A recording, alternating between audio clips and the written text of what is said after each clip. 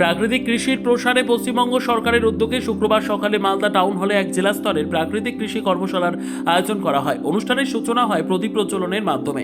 কর্মশালায় উপস্থিত ছিলেন বিজেপি সাংসদ খগেন মুর্মু, অতিরিক্ত জেলাশাসক অনিন্দ্র সরকার, কৃষি দপ্তরের আধিকারিকরা এবং জেলার বিভিন্ন প্রান্ত থেকে আগত বহু চাষি। কর্মশালায় প্রাকৃতিক কৃষির গুরুত্ব, রাসায়নিক সার ও কীটনাশকের ব্যবহার কমিয়ে পরিবেশ বান্ধব চাষাবাদ, উৎপাদন খরচ হ্রাস এবং মাটির উর্বরতা বৃদ্ধির বিভিন্ন দিক নিয়ে আলোচনা করা হয়। কৃষকদের আধুনিক ও টেকসই কৃষি পদ্ধতি গ্রহণে উৎসাহিত করার পাশাপাশি প্রাকৃতিক কৃষি সংক্রান্ত সরকারি প্রকল্প, সুযোগ সুবিধার বিষয়েও বিস্তারিত তথ্য তুলে ধরা হয়। উপস্থিত কৃষকেরা বিশেষজ্ঞদের কাছ থেকে বিভিন্ন পরামর্শ গ্রহণ করেন এবং নিজেদের অভিজ্ঞতা ভাগ করে নেন। জেলার কৃষিক্ষেত্রে প্রাকৃতিক কৃষির প্রসার ঘটাতে এই কর্মশালা গুরুত্বপূর্ণ ভূমিকা নেবে বলে আশা প্রকাশ করেন আয়োজকেরা। সংবাদটি নিবেদন করছেন স্বস্তিলোক উৎসব ভবন, গঙ্গারামপুর, দক্ষিণ দিনাজপুর।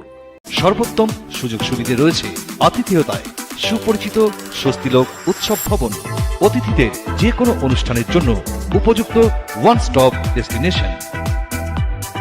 আমরা আপনার বিশেষ অনুষ্ঠানটিকে অবিস্মরণীয় করে তুলি।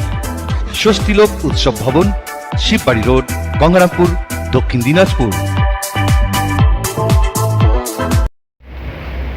একটা মহত্বপূর্ণ এবং খুবই বিশেষ একটা দিন, যে দিনে আমাদের সারা দেশে যারা আমাদের বিশেষ করে মানুষের তাদের জীবন জীবিকা,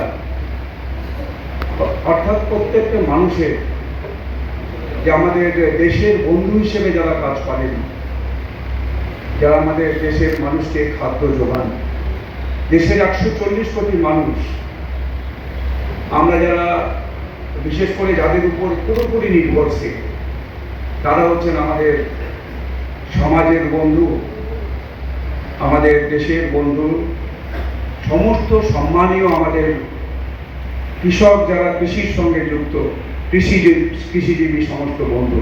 আমি তাদের নতজানু শিরে তাদের আমি প্রণাম, কৃতজ্ঞতা জানাচ্ছি।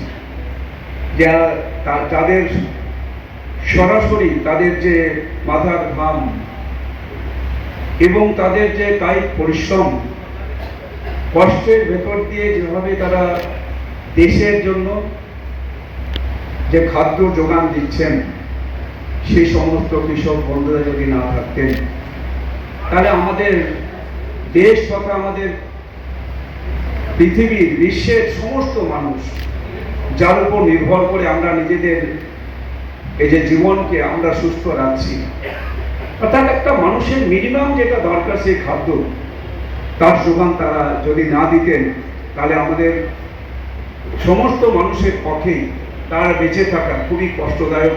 ব্যুরো রিপোর্ট, উত্তর বাংলা সংবাদ।